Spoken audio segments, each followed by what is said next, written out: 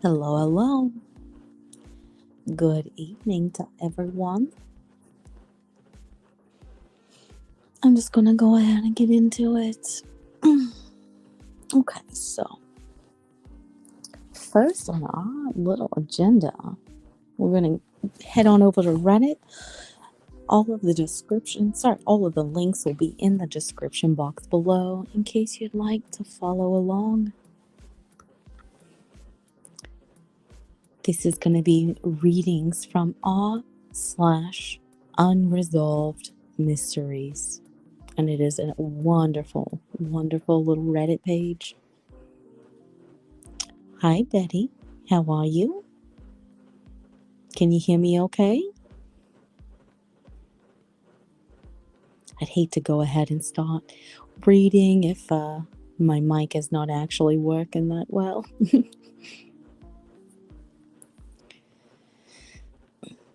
Wonderful. Betty, can you do me a favor and look at the description box and tell me if all of the links are present?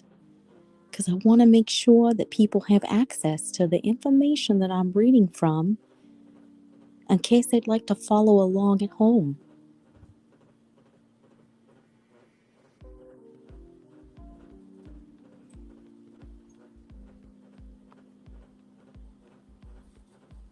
Oh, Betty, that's fine.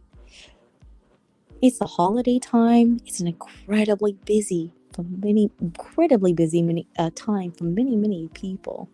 So don't even worry about it. Oh, look at the description box. Let me see if I can look here myself.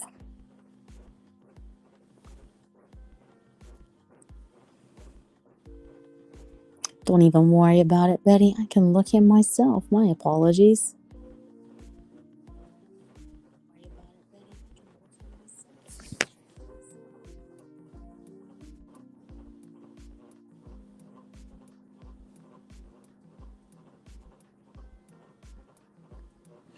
Yes, everything that I am looking for is posted in the description box.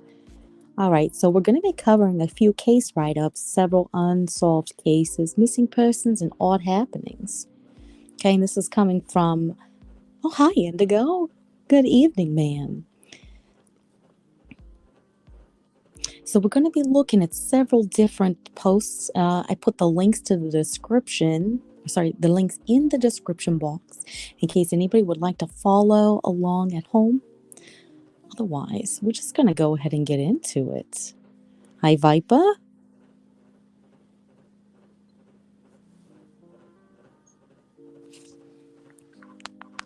Turn my volume up a little bit here. All right. So, to preface, before I actually get into this first post, and I'm going to go ahead here and let you know that this post was made in r/unresolved mysteries 3 years ago by user J Tigertail. Give credit to J Tigertail for this really interesting little tidbit of information. And the title of this post is FBI confirms that the Zodiac Killer's 340 cipher has been cracked. Now, before we get into this post, I think it's very important to understand some information about the Zodiac Killer. So I'm going to go on over here to Wikipedia, which is linked in that post in case you'd like to look yourself. All right. So the Zodiac Killer is a pseudonym of an identified serial killer who operated in Northern California in the late 1960s. The case has been described as the most famous unsolved murder case in American history and has become both a fixture of popular culture and a focus for efforts by amateur detectives. The Zodiac murdered 5 known victims in the San Francisco Bay Area between December 1968 and October 1969, operating in rural, urban, and suburban settings. He targeted young couples and a lone male cab driver. I thought he was saying as a lone male cab driver.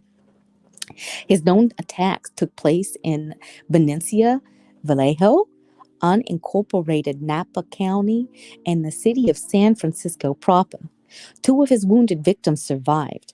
The Zodiac also claimed to have murdered 37 victims. My goodness gracious, that is a lot.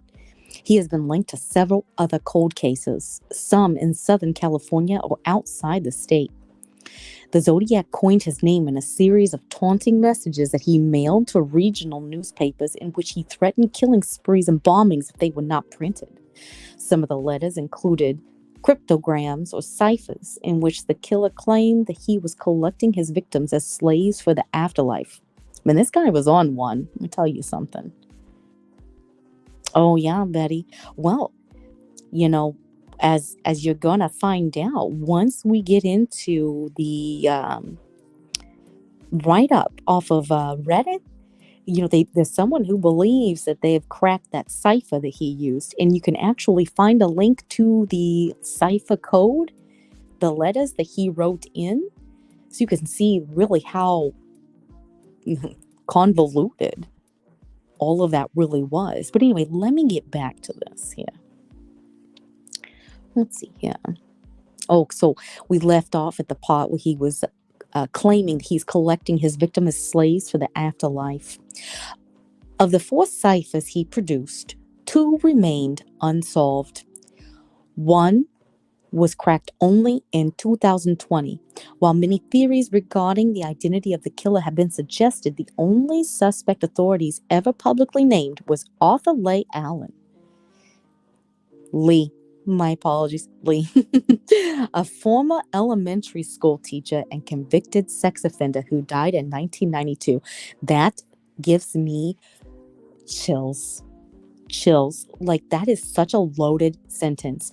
A former elementary school teacher and convicted sex offender who was also named as a suspect for the Zodiac killer. I mean, if it really is that author fella, that is one twisted individual. I will tell you that.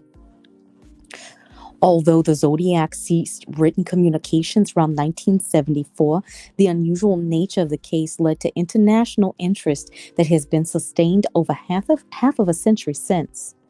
The San Francisco Police Department marked the case inactive in April 2004, but reopened it at some point prior to March 2007. The case also remains open in the city of Vallejo, as well as Napa and Solano counties. The California Department of Justice has maintained an open case file on the Zodiac murders since 1969, so this is still open. We can keep going down here. I think it's only proper to really go through the whole Wikipedia article so that we understand how important it is that people are cracking these ciphers. Let me go over here and check these comments real quick. The Black Dahlia case has been solved. Viper, I'm going to have to look into that and cover it. It was a dentist. Okay, you guys are more in the know on the Black Dahlia than I am. Amen to that, Indigo. Amen to that. I'm going to leave that pinned up here. All right, so murders and correspondence. Confirmed murders. Although the Zodiac killer claimed in messages to newspapers to have committed 37 murders, investigators agree on 7 confirmed assault victims, 5 of whom died and 2 survived. They are David Arthur Faraday, who was 17 years old, Betty Lou Jensen, who was 16 years old. They were shot and killed on December 20th, 1968 on Lake Herman Road within the city limits of Venezia, California. Michael Renault Magoo, I am so sorry if I'm not pronouncing these correctly, who was 19 years old. Darlene Elizabeth Farron, 22 years old, was shot on July 4th, 1969 in the parking lot of Blue Rock Springs Park in Vallejo, California. Magoo survived the attack. Farron was pronounced dead on arrival at Kaiser Foundation Hospital. Brian Calvin Hotnell, 20, and Cecilia Ann, 22, was stabbed. So he not only shot, but then he also would use a knife. They were stabbed September 27, 1969 at Lake Berrycia in Napa County, California. Hartnell survived, but Shepard died as a result of her injuries a couple days later on September 29th. Pauline Stein, 29, was shot and killed on October 11, 1969 in the Presidio? I'm butchering that. I'm so sorry. Heights neighborhood of San Francisco. The first murders were widely attributed to the Zodiac, were shootings of high school students Betty Lou Jensen and David Arthur Faraday on December 20th, 1968. The double murder occurred on Lake Herman Road, just inside the city limits of Benicia. The couple were on their first date and planned to attend a Christmas concert at Hogan High School, about 3 blocks from Jensen's home. They visited a friend before stopping at a local restaurant and driving out on Lake Herman Road, a popular area for young couples. So that kind of falls into that trope you see on television where, like if you're parking and necking and doing all that stuff, it's like in the horror movies and things like that, like those slasher films, it's like always those couples who are like targeted first. And it's really, really weird how that genre of horror has like kind of latched onto that idea of what the Zodiac killer was doing with these couples. Because if you noticed, several of the instances I mentioned, God rest their souls, were couples that were caught off guard. Around 10:15 p.m., Faraday parked his mother's Rambler in a gravel turnout, which was a well-known lover's lane. Shortly after 11 p.m., the bodies were found by Stella Borges, who lived nearby. The Solano County Sheriff's Department investigated the crime, but no leads developed.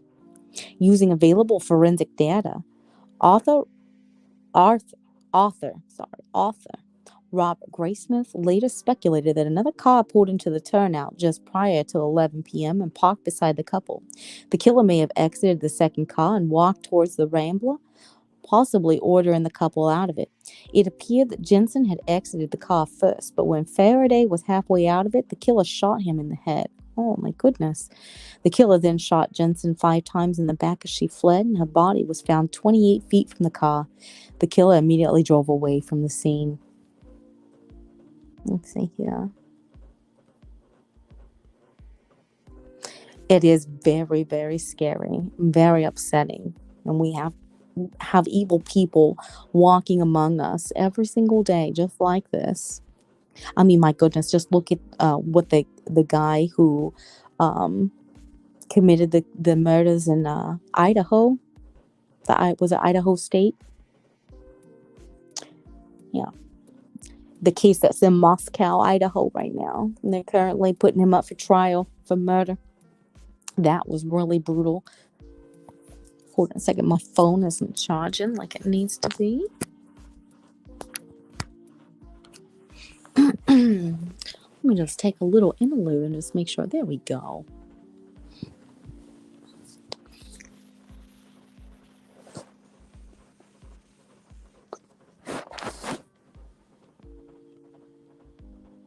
All right, so I'm going to jump down here because all of this is just going in depth into what's going on, covering the murders that he committed with these people.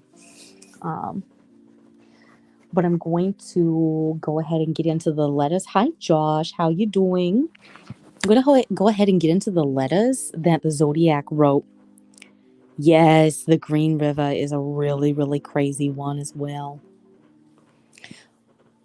All right. So on August 1st, 1969, 3 letters purportedly prepared by the killer were received at the Vallejo Times-Herald, the San Francisco Chronicle, and the San Francisco Examiner. They read as follows. And I am reading as the Zodiac killer wrote these, okay? All right. I like killing people because it is so much fun. It is more fun than killing wild game in the forest because man is the most dangerous animal of all. To kill something gives me the most thrilling experience. It is even better than getting your rocks off with a girl. The best part of it is that when I die, I will be reborn in paradise, and all that all that I have killed will become my slaves. I will not give you my name because you will try to stop me or slow me down, stop my collecting of slaves for my afterlife. And I cannot read what he wrote right there. Okay. The solution to the Zodiac's 408 symbol cipher solved in August 1969, including faithful transliterations of spelling and grammar errors in the original. The meaning, if any, of the final 18 letters has not been determined. So the final 18 letters, that's what I could not read to you because it is literally gibberish. It really has. And you know what, Indigo? I think it's because we have sensationalized psychopathy and, really made it this palatable thing. And I mean, I think I even see people who boast about it on platforms like TikTok, like, I'm a psychopath, ask me anything type of thing. And I understand that not all psychopaths are created equal, but it's definitely lost its meaning for how dangerous of a person this is. And we're seeing that with sociopathy as well. It doesn't mean that all people who are diagnosed as psychopaths or sociopaths are inherently evil people, especially if they're aware and they are doing their best to undo that. But it's becoming a trendy, look at me, I have this. Let's talk about it type of thing. And when in reality, it really takes away from how much people who have those types of mental disorders really struggle. That's just my opinion. All right. So now that we kind of have a pretty good idea of what we're looking at, let me see if there's any of the other letters down here in this article here. All right. So we have the 1969 mailings. At 2 a.m. on October 22nd, 1969, someone claiming to be the Zodiac killer called the Oakland Police Department demanding that one of the two prominent lawyers, F. Lee Bailey or Melvin Belly, appear that morning on AM San Francisco, a talk show on KGO TV hosted by Jim Dunbar. Excuse me, get the hiccups. Bailey was not available, but Belly agreed to appear.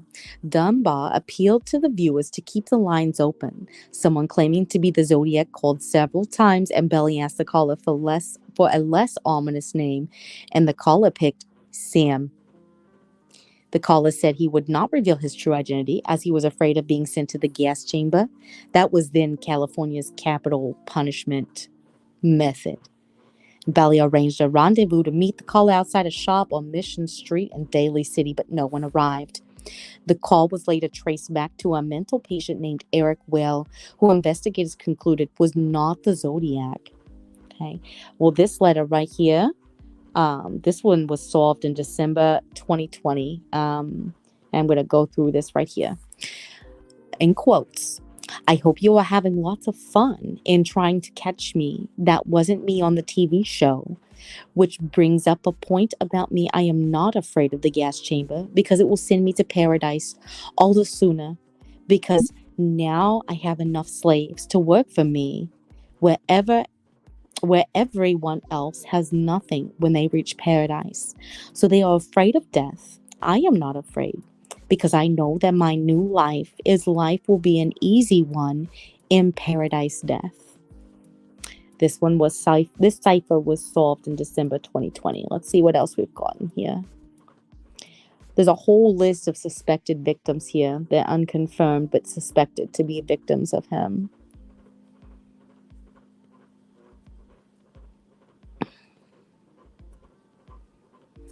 I don't see anything else. All right, so we're going to go ahead and get into the Reddit.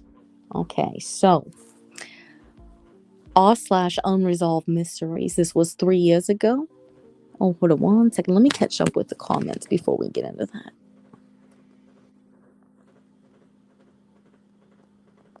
Oh my goodness. Disgusting.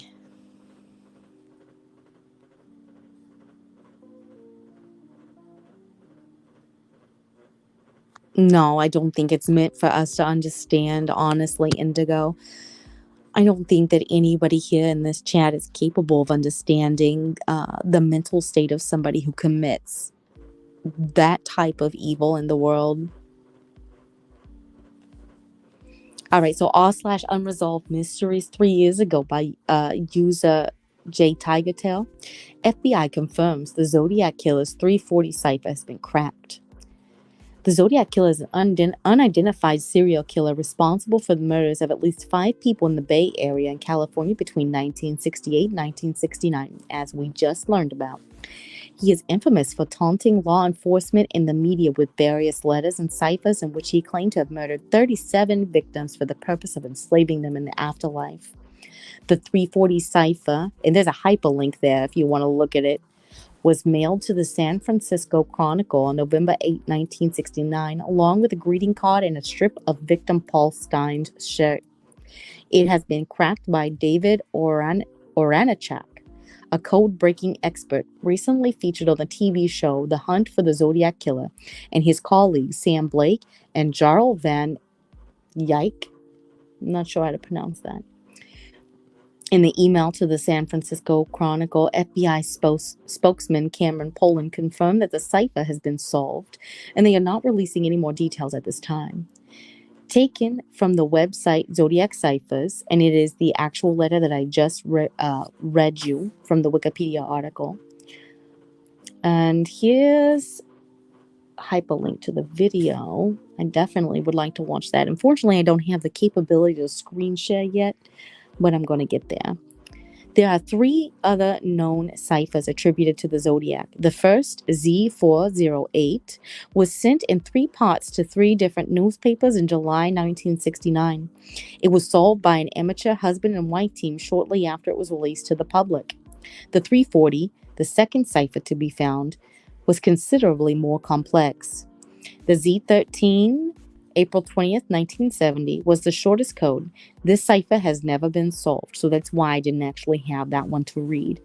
There was only 2 that have been solved, so I have, as soon as they are solved, I'm sure we'll all be all over it, right? Z32 was mailed to the San Francisco Chronicle on June 26, 1970. It arrived with a map of the San Francisco Bay Area and claimed the code would reveal the location of a bomb. This, too, has never been solved. And there's a lot of people in the comments on this very, very excited that that was actually able to be solved and cracked. All right. So we're going to move on to the next case. Okay. I understand that was very short, very to the point. But, with the Zodiac killer, there's only so much information out there. There's more information out there about the victims than there are about the actual person or the psychology of the person who has committed these crimes. But hopefully one day we'll finally have some closure on it. Until then, I will always have my eye open looking for it.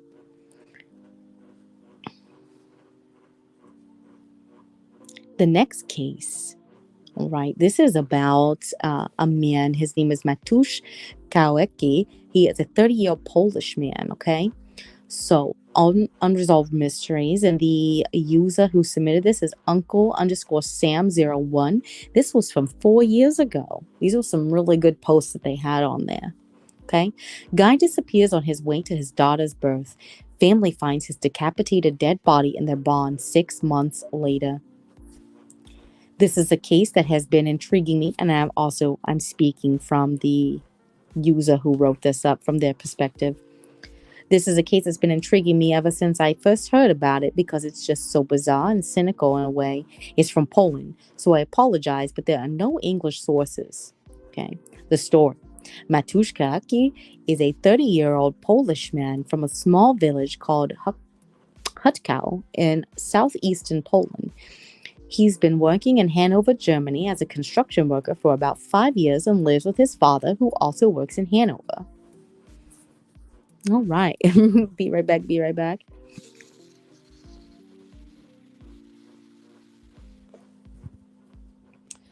All right. Mateusz has a long-distance relationship with his Polish fiancée, who is expecting, and lives in a village called Lipia Gora in northwestern Poland.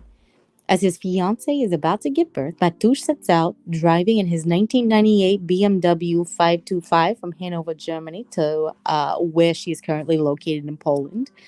After work around 11:30 p.m. on March 28th, 2018. So this is not really that old. I mean, it's old, but it's not that long ago. And is due to arrive around 8 to 9 a.m. the following morning. It is a 647 kilometer, which ran a 402-mile drive. However, Mateusz never makes it to her location. According to his father, he calls Mateusz around 10:30 a.m. on March 29th, and his son tells him that there was a terrible traffic on the way. He waited a total of 2 hours in traffic jams due to accidents, and that he was around Szczecin at that point. Szczecin is a town on the Polish-German border on the way to Lipia Gora. He has around 133 miles to go from there. Please note that the German-Polish border isn't staffed and there are no checks, although there are cameras that can apparently read license plates. Around that time, he also sends a text message to his fiancée that he will be there in around 2 hours, but he never made it to his fiancée's. And this is, in fact, the last communication ever with Mateusz. You're funny, Indigo. All right, I'm gonna get a little vape break before we get into the meat and potatoes of this.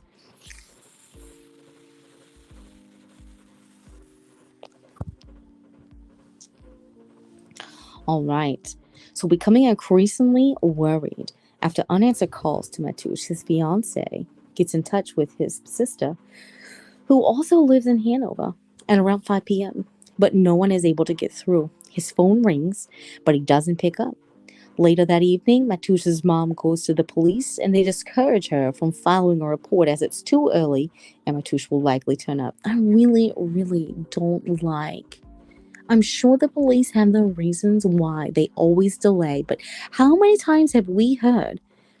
How many times have we heard that people will want to report the family member or their friend missing to the police because something that has happened that is so out of character, right? And the police are like, no, it's too early. Come back later. Get 24 hours, 48 hours. But then they turn around and say, well, the 24-hour mark is the most vital mark. The 48 hours, the most vital mark. It's ridiculous. I don't understand it, but it's because I'm not in that field of work. So I don't really know the intricacies of it, why they do it that way, but it's unfortunate. I think it should be a case-by-case thing. That is just my opinion. Anyway, the family reports him as missing in both Germany and Poland, but the German police refuses to investigate. So long, Polish police is on the case. The disconnect and bureaucratic barrier between the German and Polish police is quite apparent throughout this entire ordeal. The family then asked the Polish police to locate Mateusz's cell phone, which was apparently on for a couple of days after his disappearance. But the police is unable to do so as Mateusz was using a German SIM card. The German police, again, can't locate his phone either, as Mateusz disappeared in Poland. Later, Polish police claimed that his phone never connected to a Polish network. It is unclear where Mateusz received a call from his father. It's definitely a catch-22. Some people with extreme anxiety report only 5 minutes. Yes, I do. Yeah, I understand that. I do.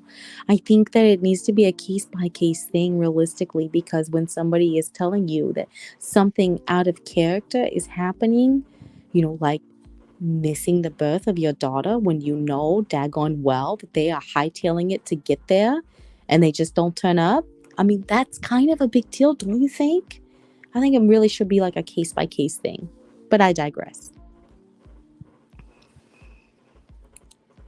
Frustrated with police, Mateusz's family began their own investigation and thoroughly checked the entire route, going into side streets, checking with gas station staff, and asking for video surveillance, going around markets and towns near the border with Mateusz's picture, and posting posters with his image.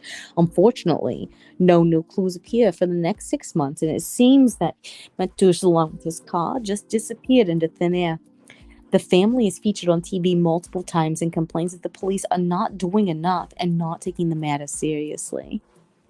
On September 12th, a neighbor comes to Mateusz's mom to ask about their bond, as it has been smelling for a while, since July at least, and the neighbors are starting to complain. They think it's probably a dead animal but can't quite locate it.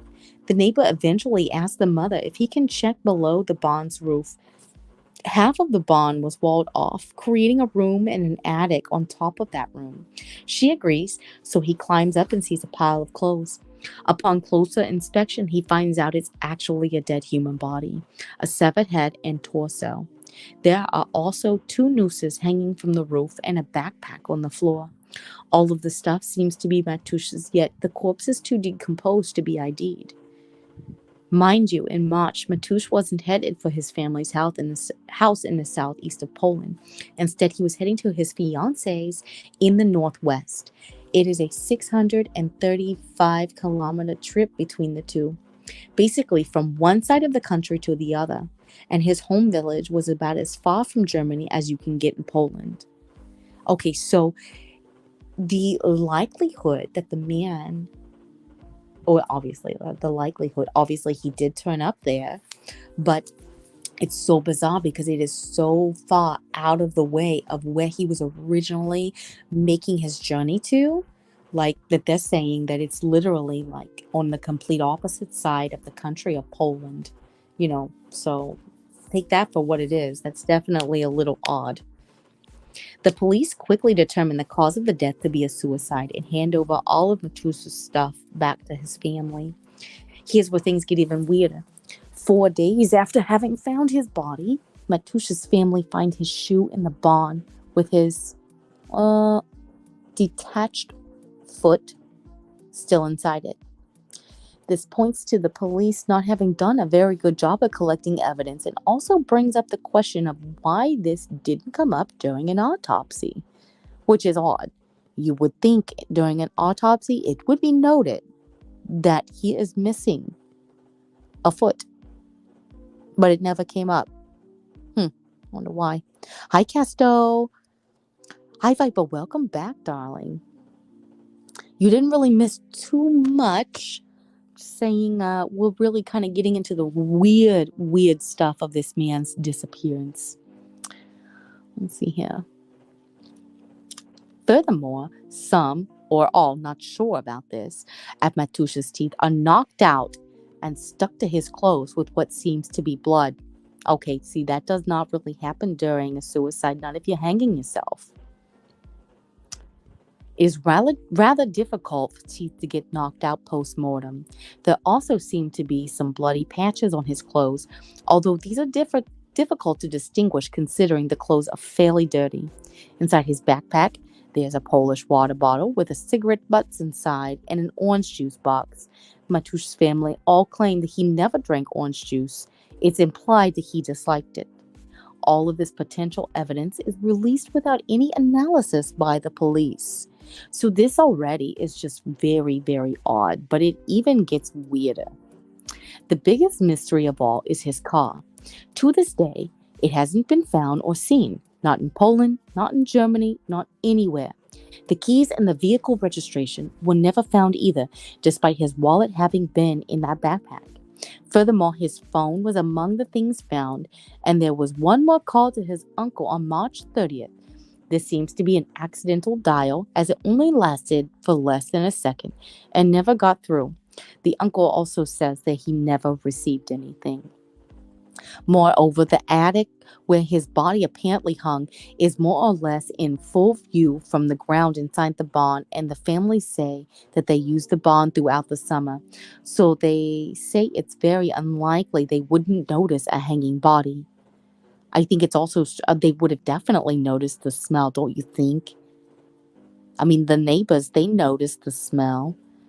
But I would think if it's open to where you would be able to look up and see that there was somebody hanging there, the smell would be really, really strong, and you would want to find out exactly what that was.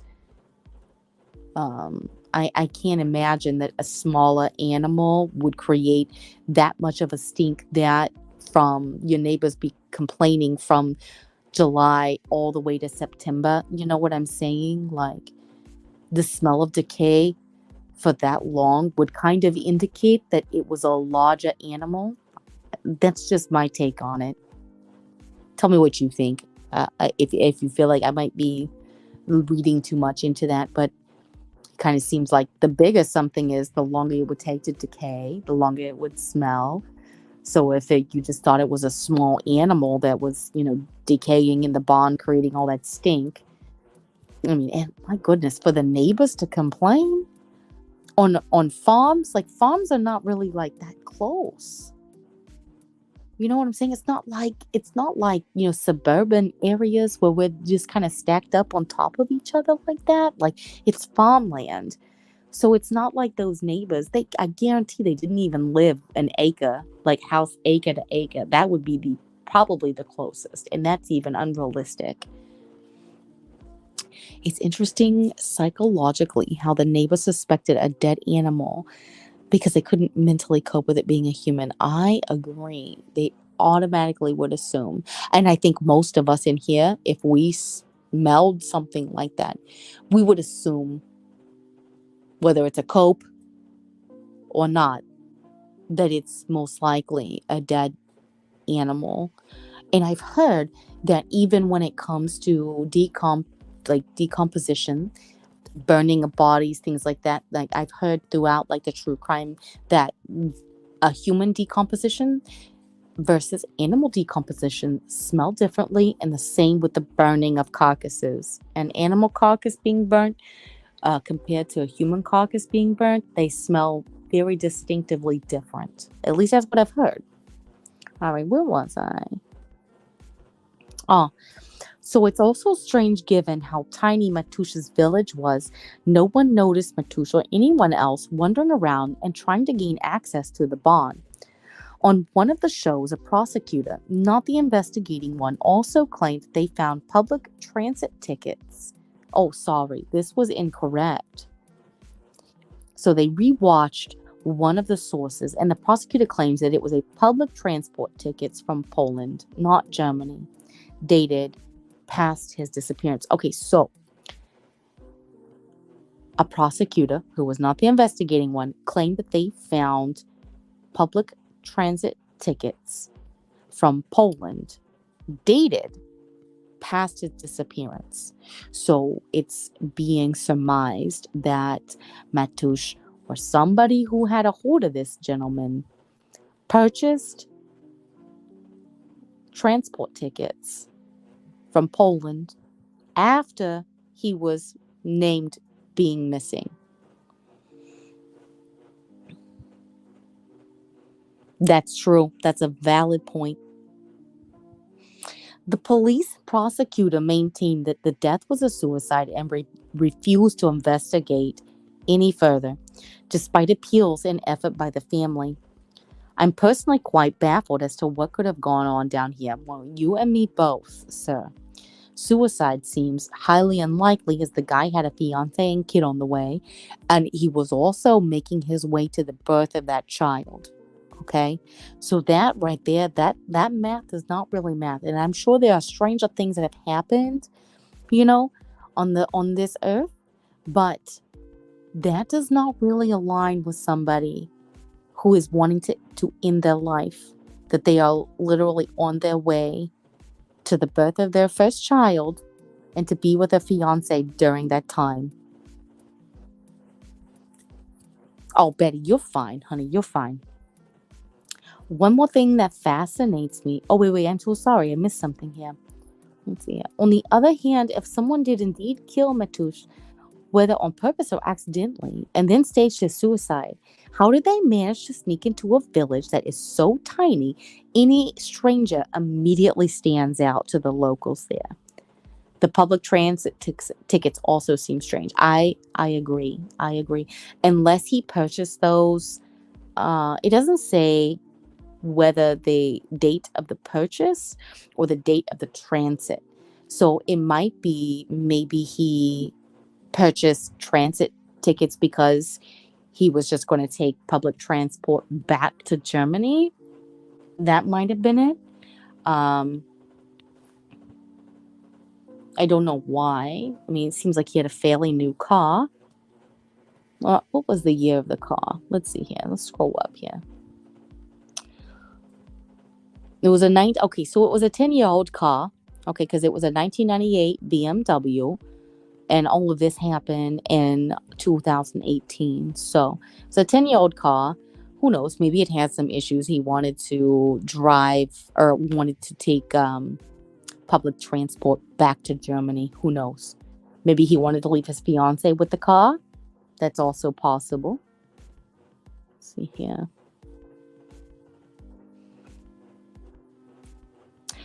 The writer goes on to state that one more thing that fascinates them is how the missing white woman syndrome works here.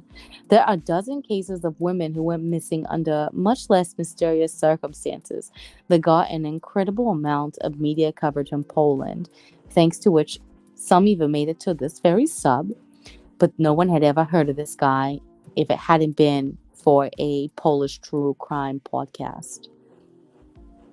I'm going to have to look into this since this write-up was from 4 years ago and see if we actually have any updates on this. Now, all of the links are in Polish and some of them here are noted as being geo-blocked. So if you want to look at them, you'll probably need a VPN. All right, let's go to the next case. Oh, this one is a good one. All right. From Unresolved Mysteries. This write-up was from a year ago. Okay.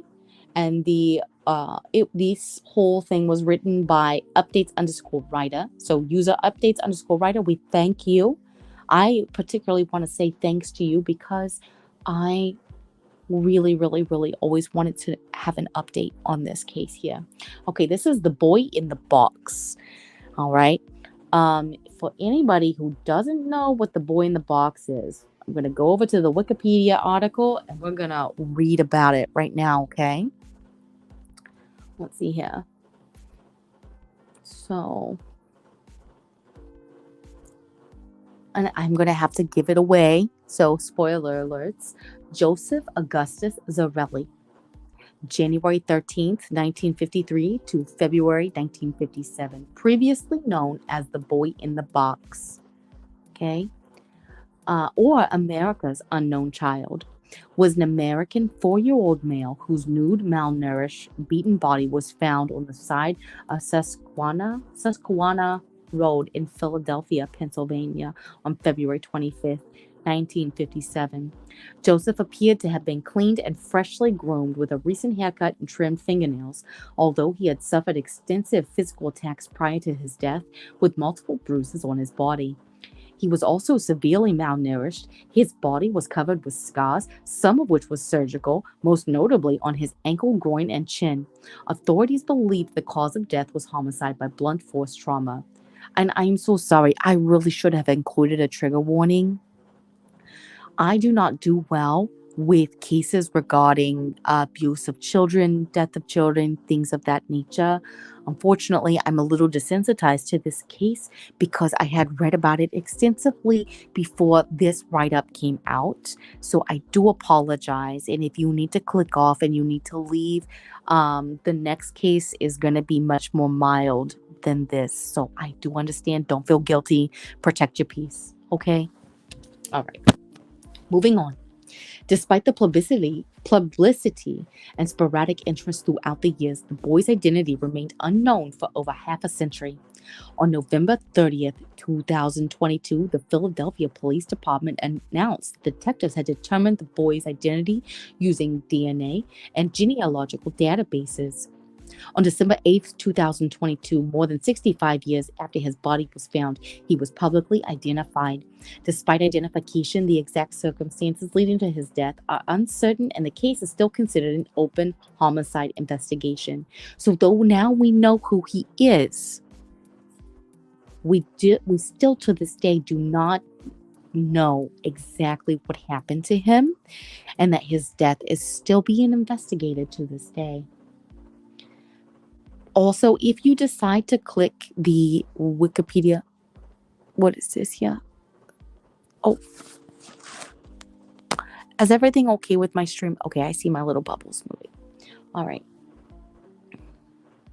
So February 25th, 1957, Zarelli's body was wrapped in a plaid blanket and found in the woods off of Susquehanna Road in Fox Chase, Philadelphia. The body was discovered by a young man who was checking his rabbit traps. Fearing the police would confiscate his traps, he did not report what he had found.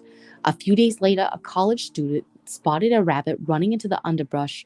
Knowing that there were animal traps in the area, he stopped his car to investigate and discovered the body. He was also reluctant to have any contact with the police, but he did report what he found the following day after hearing of the disappearance of Mary Jane Barker.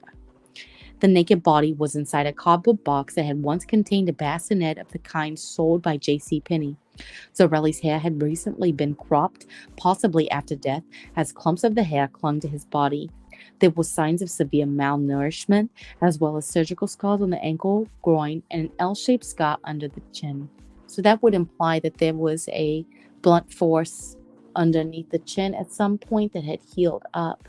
So he had struck his chin. And whenever something smashes the skin between bone, it typically does create that kind of V-shaped laceration. Indigo, you're heading out? Well, you have a great night. Thank you for stopping by. That's so true. That's so true. All right. Let's see here. The police received the report and opened an investigation on February 26, 1957. The dead boy's fingerprints were taken, and police at first were optimistic that he would soon be identified. However, no one came forward with any useful information. The case attracted considerable media attention in Philadelphia and the Delaware Valley. The Philadelphia Inquirer printed out 400,000 flyers depicting the boy's likeness, which was sent out and posted across the area and were included with every gas bill in Philadelphia. The crime scene was combed over and over again by 270 police academy recruits who discovered a man's blue corduroy cap, a child's scarf, and a man's white handkerchief with the letter G in the corner. All clues that led nowhere. The police also distributed a post-mortem photograph of the boy, fully dressed in a seated position as he may have looked in life, in the hope that it may lead to a clue.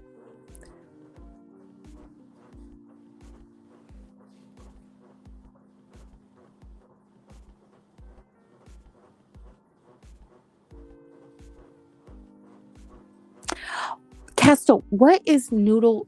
Is it mashed noodles? Smashed noodles? What's up with that noodles character? I was actually, this is completely squirrel. So I was just watching random YouTube videos this evening, and there was somebody named Mrs. Portland, who used to have beef with somebody, Noodles or whatever. And they went to court. I don't know. It was really messy, but I didn't know if that's the same person you're talking about. What a coincidence that would be.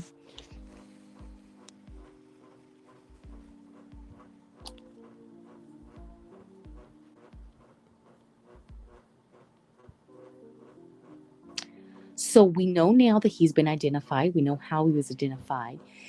There were some theories out there.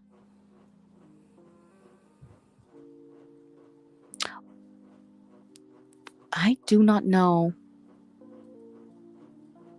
Viper, or sorry, Viper. Casto, is it the same person I'm talking about? Are Betty and I talking about the same person you're talking about? Anyway, let me know in the comments. So the theories prior to identification, the foster home, that's a theory that they're looking at right now. The theory concerns a foster home that was located. Let's see. It was located approximately 1.5 miles from the site of the body. In 1960, Remington Bristow, an employee of the medical examiner's office who doggedly pursued the case until his death in 1993, contacted a New Jersey psychic who told him to look for a house that matched the foster home. When the psychic was brought to the Philadelphia Discovery site, she led Bristow directly to the foster home.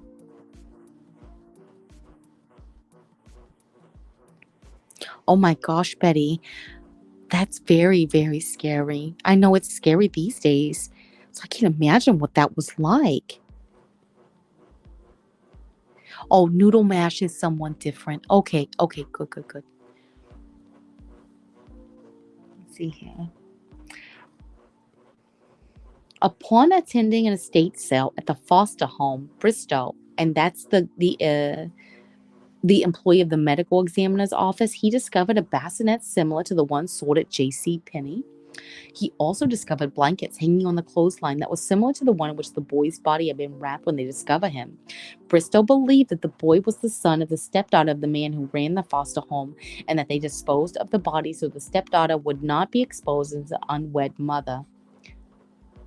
Was it like that in the 60s? My goodness gracious. However, the police established that all foster children were accounted for, and a re-examination by police investigators confirmed that the family were likely not involved. Okay, so he wasn't a foster child, though. He was just a child who lived at the foster home. So he wouldn't have been noted as missing as a foster child. Because as I just told you, that the boy was believed to be the stepdaughter of the man who ran the foster home, not an actual foster child. So that math does not math for me, but maybe I'm looking at it differently. I'm not sure.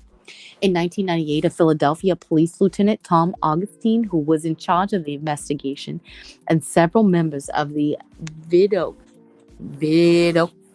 Society, a group of retired policemen and profilers, interviewed the foster father and the stepdaughter whom he had married.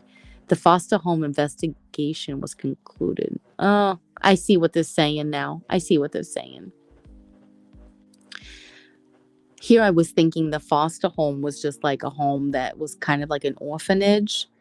But now I see what they mean by when they say that all the foster children were accounted for. Another theory was brought forward in February 2002 by a woman identified only as Martha or M, accusing her mother of acquiring and killing the child. Police considered her story to be plausible, but were troubled by her testimony as she had a history of mental illness. She said that her mother and father purchased a boy named Jonathan, whom she claimed was the boy in the box, later positively identified as Joseph Augustus Zarelli, from his birth parents in the summer of 1954, after which he was beaten to death and his body was left abandoned inside a box outside of town. Police were unable to verify his story. Neighbors who had access to Martha's house during the stated time period denied that there had been a young boy living there and dismissed Martha's claims as ridiculous. Oh,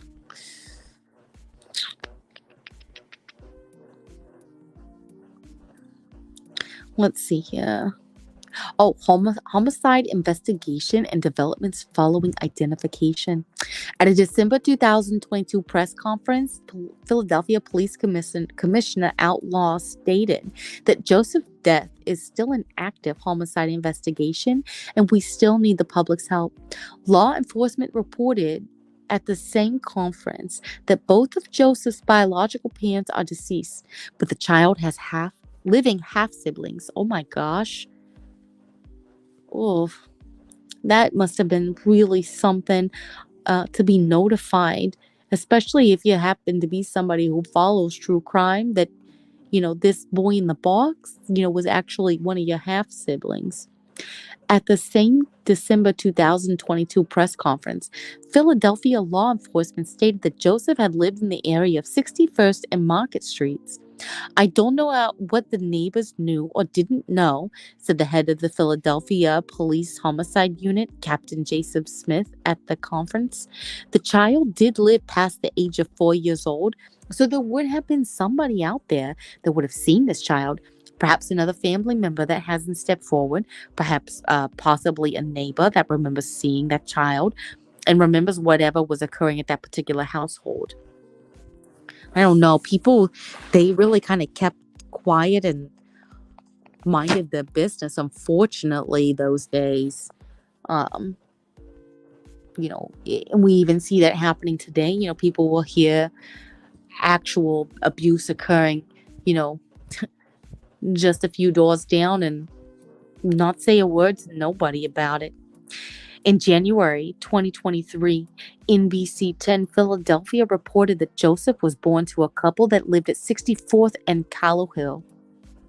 Although the channel stated it was unclear if he lived there long enough for people to even notice him. In January of 2023, the Philadelphia Inquirer reported that Joseph's biological parents were Augustus John Zarelli, known as Gus, and Mary Elizabeth Plunkett, known as Betsy. And that's all there is right now. We'll have to keep up on this, see if there's ever anything that comes of it. All right, let's go on to the next one. This one right here. This one is really odd. Definitely doesn't involve any type of murder or anything like that. No missing persons. Okay, so 2 years ago, user bluest_waters wrote a post for Unresolved Mysteries. And again, this is 2 years ago. There might have been something that come from it, but at the time it was an unresolved mystery. So we're just going to read it, okay? The mysterious brain illness in Canada is worse than official figures show, leading to allegations of cover-up. So, does anybody in the chat remember hearing anything about a mysterious brain illness occurring in Canada? I've never heard of it before. Meanwhile, the government forbids scientists from testing brains of the deceased for the blue-green algae toxin, BMAA. Update. The brain illness in Canada is getting worse and is actually more serious than previously reported. A possible cluster of mysterious brain illness affecting people in New Brunswick, Canada, may be larger than officially reported, according to an investigation published by The Guardian earlier this week. As many as 150 people may have developed unexplained neurological symptoms dating back to 2013, including cases where people became sick after close contact with another victim. But it is not clear whether local health officials will conclude that any of these cases are truly connected, pending an upcoming report of theirs expected later this month. Those are official figures, but it turns out there's likely a lot more cases than that. According to The Guardian, however, there have been many more similar cases unofficially documented by doctors. Citing multiple sources, The Guardian reported that as many as 150 cases may be out there. In 9 of these cases, a person developed symptoms following close contact with someone else similarly sick, often while caring for them. Okay, so it's contagious. What's more, younger people who rarely develop these sorts of neurological symptoms have been identified within and outside the official cluster. Many people have suggested that blue-green algae toxin BMAA is to blame for this. So logically, you would want to test the deceased for that toxin, right? Well, the cases among close contacts suggest a common environmental factor. And there has been some speculation by experts that B-methylaminoalanine, BMAA, a toxin produced by blue-green algae, could be to blame. Some earlier research has shown that lobsters, a popular harvested food in the province, can potentially carry high levels of BMAA.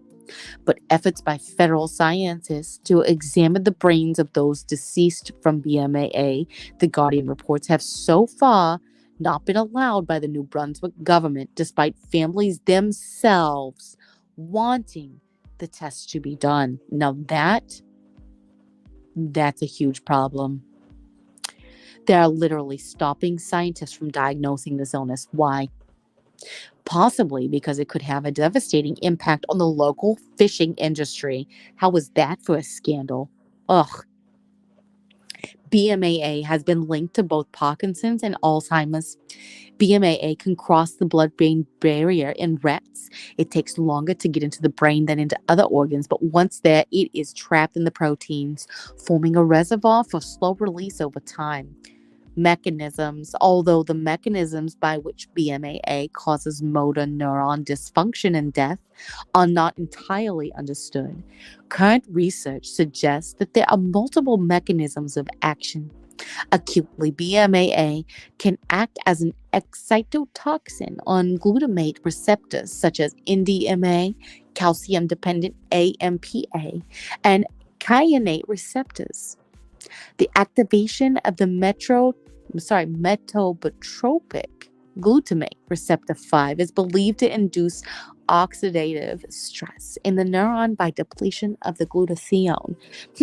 That's interesting because long COVID works very similarly that way. As a matter of fact, one of the top treatments for long COVID is NAD plus and glutathione.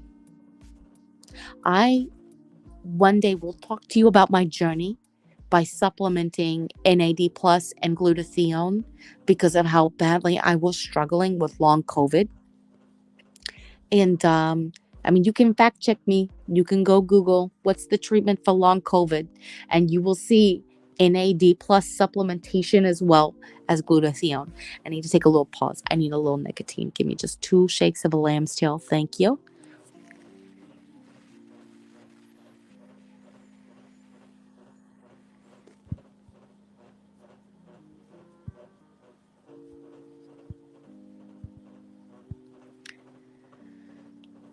Casto, Krama, that area of YouTube can get really toxic, okay? So just be discerning. Have a discerning heart, okay, sweetheart? All right. Moving on. Why is the blue-green algae suddenly becoming an issue when it never was before? It's very simple. Climate change. I concur. The dirty secret is that a warming climate is a very friendly climate to algae. Blue-green algae pops are exploding all across the globe thanks to fossil fuel-induced climate destruction. And here's a little hyperlink from news.columbia.edu news that backs up what this person actually put in their write-up. Toxic algae blooms are on the rise, fueled by climate change and pollution. Known by many names, blue-green algae, cyanobacteria, toxic algae blooms, harmful algae blooms, known as HABs, occur when algae, some of which produce toxic strains, start to grow. Last summer, dogs in several states died after swimming in waters covered by a harmful algae bloom. I remember reading about this. And an unusually large number of impacted lakes and beaches were forced to close. From the coast to inland waters, from the smallest pond to the Great Lakes, harmful algae blooms that often result in colored scum on the water's surface has been increasing in size and frequency. Okay, so if you like to frequent lakes, streams, well, maybe streams wouldn't be an issue unless there's standing water in the stream, but like a quick flowing stream probably wouldn't be an issue. But any kind of standing water, or anything, like if you see something that looks suspicious, don't get in it. Don't get in it. Okay? Protect yourself.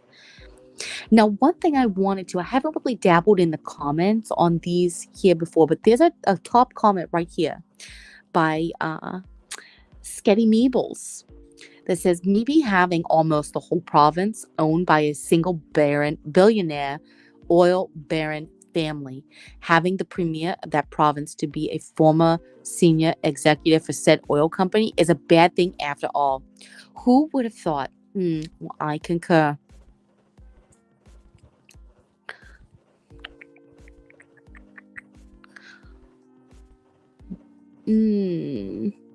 Looking here.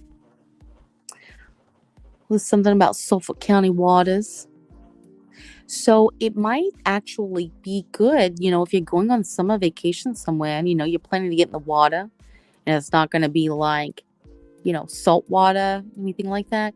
Maybe just make sure there's no HABs that are being documented in that area just to keep yourself safe. Rather be safe than sorry. Alrighty. And I believe this is the final one of the night. So we'll be wrapping up pretty soon. Unresolved Mysteries 3 years ago. And please let me know if anybody's heard about this, because today was the first time I've ever heard about this. Okay. User Ketchup Sunshine. Oh, what a name. As requested, Paula Abdul claims a 1992 plane crash took her out of the spotlight. The NTSB has no record of it ever happening. On the Paula Abdul post a couple weeks ago, I commented that I had a write up that was almost ready to go. This goes far more in depth in that post and was heavily requested, so hopefully it does not get removed this time. Yes, because these writers struggle with the post getting removed a lot. In July, I saw this comment. All right, let me look at the comment here. All right, comment 4 years ago. Thinking about how Paula Abdul is out there out dancing everyone at 58, I'm willing to ignore the fact that she's still talking about that plane crash, which there's no record of. So that right there got people looking. Okay. The story goes like this. Oh, wait. Let me back up here. And the user saw the comment and decided it was going to be an easy write-up, okay? So they decided to look at the plane crash story, expecting it to be easily explainable one way or another, but instead wound up with differing accounts from Paula Abdul herself, articles claiming that she was lying, and lots of random gossip. So I figured I'd try to piece it together myself. And the story goes like this. In 1992, Paula Abdul was flying from a performance in St. Louis to Denver while on her Under My Spell tour, sometimes called the Spellbound Tour, the name of the album she was promoting at the time. Then over a cornfield in Iowa, Abdul in 2019 said the following took place, in quotes. It all happened when I boarded a 7-seater plane, and an hour into the flight, one of the engines blew up and the right wing caught fire and everything went black. Sorry. I woke up in the hospital only to find that I had crushed my cervical spine, leaving me partially paralyzed. Holy crap. Okay. She stated that she underwent 15 spinal surgeries as a result of her injuries from both this and prior incidents. But 2019 was not the first time she told this story. According to Abdul, in 2005, she took one day off and that she continued to perform. The 2005 account mostly matched her earliest mention of the account in 2003. Then in 2019, she described waking up in the hospital partially paralyzed. Okay, so that's quite a difference in accounts. Okay, so in 2005, she said, told this story about this plane crash, but that she only took a day off and then she went back to performing. But then in 2019, when she told the story about the 1992 plane crash, she said she woke up in the hospital partially paralyzed. And that she's also said she's had 15 spinal surgeries. So who knows? The story changes in bits every time, but there is no documented mention of it at all before Abdul's 2003 NBC interview. It's stranger the more you read about it, and there don't seem to be concrete answers. What we do know for sure is that Paula Abdul's career took a hit shortly after the time she claims the crash took place. Abdul's next era following Spellbound, Head Over Heels, was her worst-selling release. She was divorced twice between 1994 and 1998. Between her Spellbound era and about 1996, Abdul seemed to stay out of the spotlight. Part of this was due to her seeking treatment for her bulimia in 1994, which came with rumors that she was being treated for opioid addiction at the same time.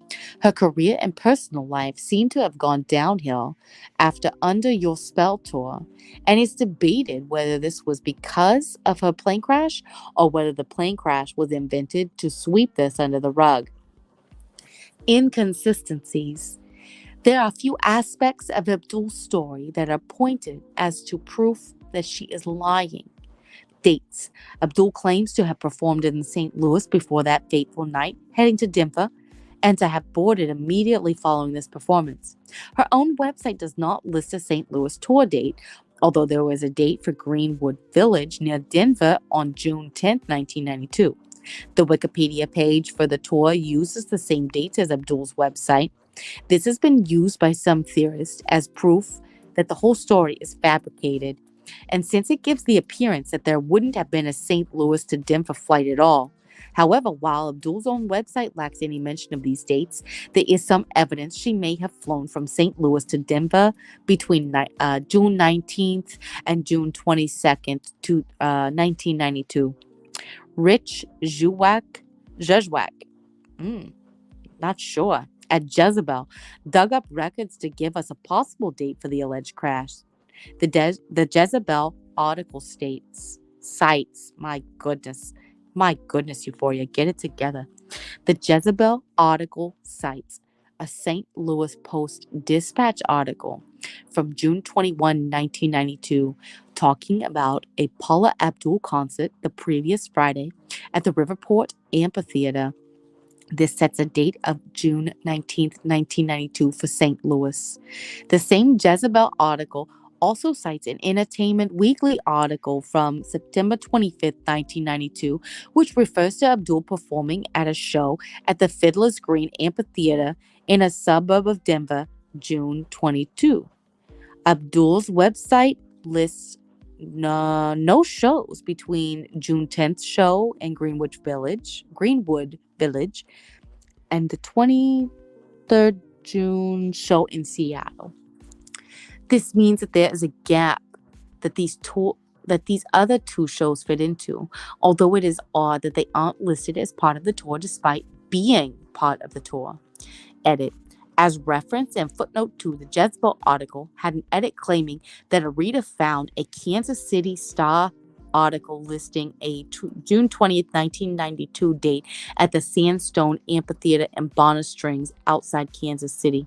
I couldn't find this as I was writing, but user Book Drops dug up this Springfield News Leader article from June 19th, 1992 that references the same June 20th date as the Sandstone Amphitheater.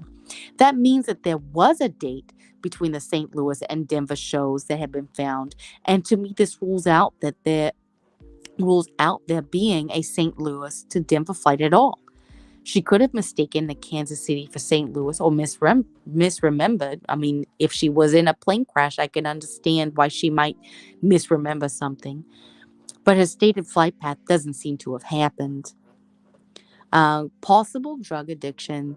Abdul's 2009 Ladies' Home Journal interview describes her spending Thanksgiving 2008 weaning herself off of a painkiller addiction.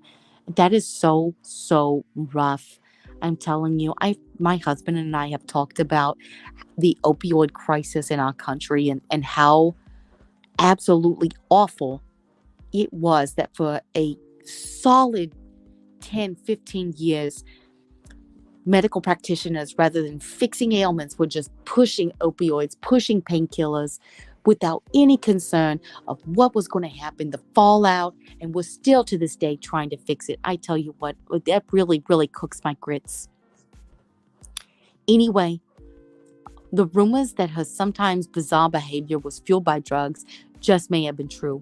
Abdul was taking heavy-duty painkillers, though she claimed she had never shot an idle episode under the influence. But last Thanksgiving, determined to overcome her habit, she checked into La Costa Resort and Spa in Carlsbad, California, to wean herself off of medications in one fell swoop.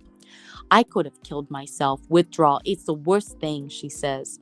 I was freezing cold, then sweating, then hot, then chattering, and in so much pain, it was excruciating. But at my very core, I did not like existing the way I had been. Well, kudos to you, ma'am. I tell you what, that's very brave to just try to just wean it off in one fell swoop. Fans in tabloids during Abdul's run as American Idol judge often commented on his strange behavior, although she was quick to explain it away. The LHJ interview, which would have been the Ladies' Home Journal interview, had direct quotes from her talking about her struggle with drug addiction. And then Paula Abdul went on record saying she had never said those things. In fact, according to her, she has never been drunk. Okay, that's odd. Abdul does not seem to have refuted that she went to a place called La Costa. Oh, goodness, I accidentally scrolled. La Costa in Carlsbad, California, but she was adamant that it was just a normal spa and that she had been there for only 3 days. While there is a rehab center in Carlsbad called La Costa, the article refers to La Costa Resort and Spa, which is an actual resort and spa. Despite Abdul's denials, there is still rampant speculation that she is or was addicted to painkillers. There's certainly no clear-cut evidence proving that she was ever an addict, but it's also nearly impossible to disprove something, especially when there's so much circumstantial evidence such as her strange behavior that the tabloids have latched onto. Worth noting for this point is the fact that Abdul has consistently been open about her diagnosis with reflex sympathetic dystrophy. Dystrophy, an incredibly painful condition.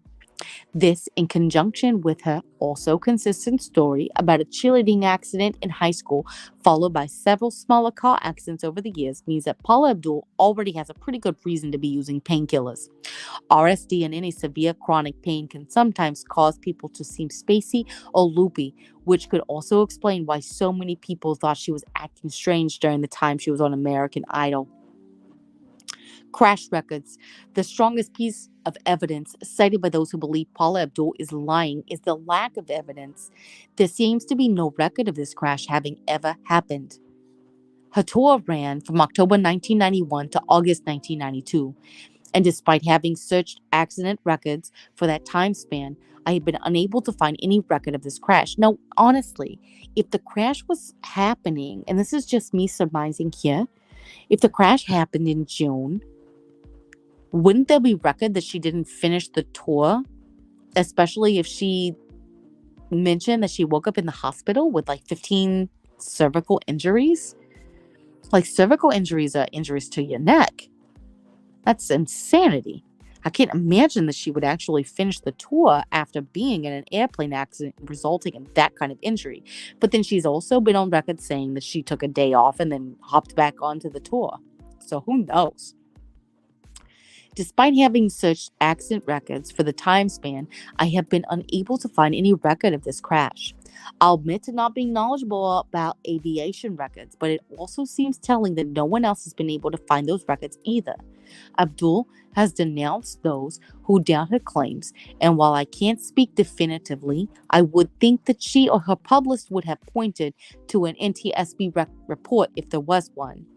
Additionally, Abdul has been quoted several times as saying the plane landed in a cornfield in Iowa. This doesn't fit with her claim that the flight was from St. Louis, Missouri to Denver, and somehow landed in Iowa. Again, stranger things have happened, but I do see that their point right here. The flight she claims to have taken is pretty much straight west. Crashing in Iowa would require a significant detour north. Not impossible, but certainly implausible, at least from a layman's understanding of air travel, and I do kind of concur with this. That's, like I said, not the strangest thing that's ever happened. I'm sure the pilots get lost. That does happen. But that's interesting.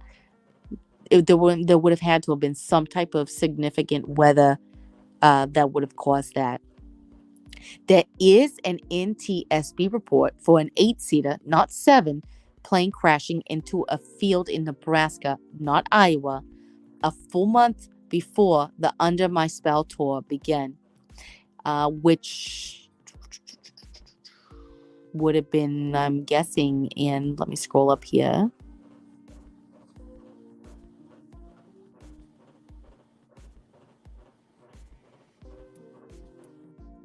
Okay, so the Under the Spell tour began in October 1991. So that's a ways off. That's, my goodness, so we're looking at September 1991 to June of 1992. That's a huge time gap. It also seems to have taken off in Nebraska with an intended destination elsewhere in Nebraska, so I just don't see how this report has anything to do with it. I cannot find any news about what Abdul would have been doing in Nebraska in September 1991, so I don't believe this is the accident that she's referring to. Let's see here.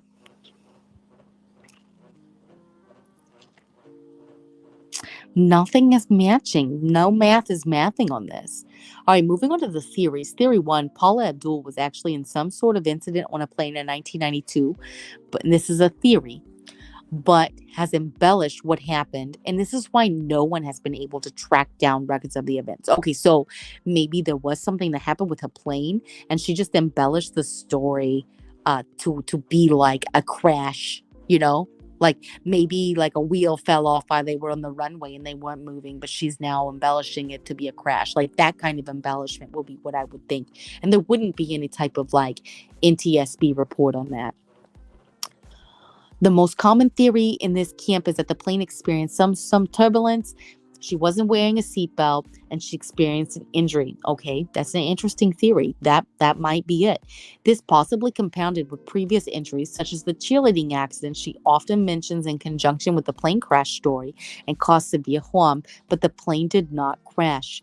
There's a lot of overlap between this theory and others, and how much overlap exists between the theories depends on who you ask. Theory 2. Paula Abdul was not in any aviation accidents in 1992, and she is using this story to cover up painkiller use and or her extended absence from the limelight before her American Idol job. I will say I did think it was odd that I did not hear anything about Paula Abdul at all much. Granted, I was a child then, but I do remember straight up. Now tell me, do you really want to love me forever? Oh, oh, oh. Like, I do remember that as a kid. And it was catchy. And I feel like I would have remembered more catchy little tunes coming from Miss Paula Abdul at that time. But there were no more catchy tunes, okay? And then the next thing I know, she's on American Idol. And I'm like, what? Where have you been, lady? Anyway. One of those theories result. Okay, let me get it together. Okay. One of these theories revolves around the idea that Paula invented the plane crash in 2003 after regaining the limelight as an American Idol judge to give herself an excuse for falling out of the public eye and to distract from the downturn in her career and personal life during this period. The other more popular theory is that she used the plane crash as an excuse to either explain away her loopy behavior during her American Idol years as a non-drug related, if you believe 2005 USA Today. I have never been addicted to anything. Okay. Or to excuse it as being caused by medication prescribed to her for her injuries. Theory 3. Paula Abdul was telling the truth about being in a crash, and her story was brought into doubt due to some unfortunate gaps in information, such as the NTSB records being incomplete, the accident not being reported at all, her own choice to keep quiet for an extended period of time, and miscommunications about whether or not she was using pain medication. There was enough room for the basic story to be true. Admittedly, the story has changed so much that at least some versions will be lies, even if one version was the truth. If this is the case, I will certainly apologize for fueling speculation otherwise, but how I would consider this the least likely option. I think theory 1 and theory 2, this is just my opinion, I think that theory 1 and theory 2 are most likely the most plausible things in this instance. I do. That's just my opinion. I think that she embellished the story to cover up whatever she was going through and to excuse her presence, her missing from the limelight. Anyway, moving on to the conclusion, regardless of whatever the actual story is regarding the plane crash, it's pretty clear that Paula Abdul struggles with chronic pain, and I do not intend to make light of this at all or shame her if she has struggled with addiction, because let me tell you something. Chronic pain is a nightmare, absolute nightmare. And my heart really goes out to anybody struggling with that, because typically there's just never a diagnosis. There's never a way forward. It's just, hey, this is the hand you were dealt. You just kind of got to suck it up. And it's just not good enough. It's not. Anyway, back to this. It's very strange that there is no proof of this event ever happening. Did Paula Abdul get injured on the plane in 1992? Was she covering for a painkiller addiction? And was that part of why she went to rehab in 1994? Was she covering for being out of the spotlight? Is Paula Abdul actually sober like she claims? And is her strange behavior actually just her being Paula Abdul rather than drugs or alcohol? Was this a ploy for attention that ripped off of Gloria Estefan's accident? I'll have to look into that. I didn't know Gloria Estefan had an accident. And why did it take 11 years after the alleged accident for there to be a single documented mention of it? I'm very curious what everyone else thinks about this case. My personal theory, which is based on as much gut feelings as it is on actual information, is since the info is so spotty, is that she was on a plane during the Under My Spell tour, wasn't wearing a seatbelt, and was injured when the plane experienced turbulence mid-flight. This compounded her existing spinal injuries, and her condition deteriorated for several years until around 1994. Her health problems prevented her from working.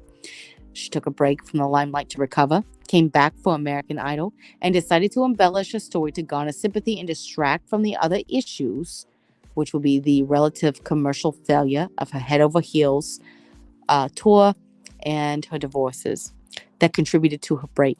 I'm unsure on whether or not she had an addiction to painkillers, but I lean towards no.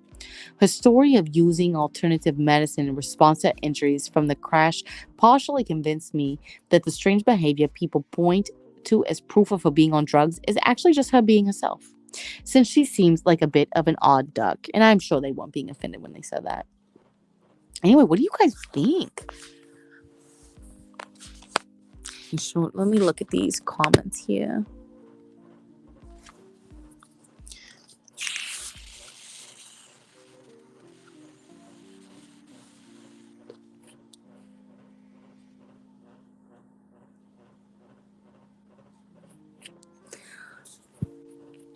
Yeah, Castodia Celebrity Mysteries. Insurance companies did that too with my meds. Oh, with meds. Oh my gosh. Fentanyl patch, methadone, or morphine. I did the patches and the morphine and couldn't wait to get off of those two. Not at the same time.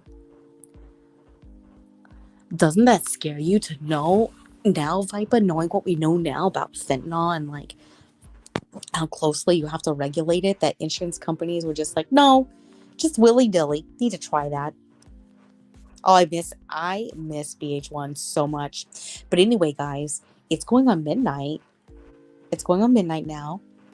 And I just wanted to cover those. I'd love to be able to do like a weekly reading of some of these with respect to the actual, subreddit and to the absolute wonderful people who are over there doing those write-ups. Because I tell you what, the amount of research, especially with that Polish case, oh my goodness, the amount of research it took and time and effort into that.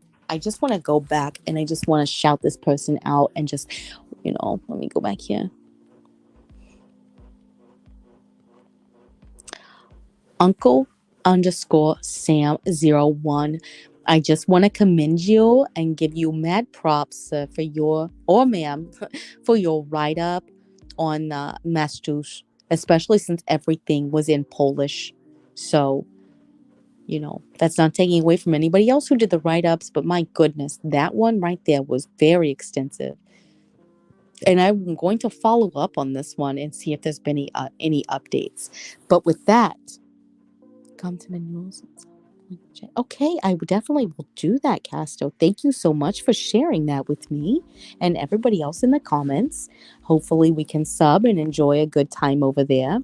And with that, I just want to thank you for spending time with me, getting into these mysteries with me.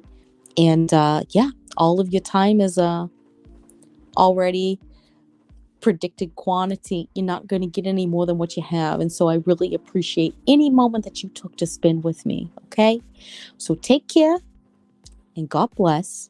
And thank you for spending some time with me going over these mysteries. I hope you all have a great night. Okay. Bye-bye.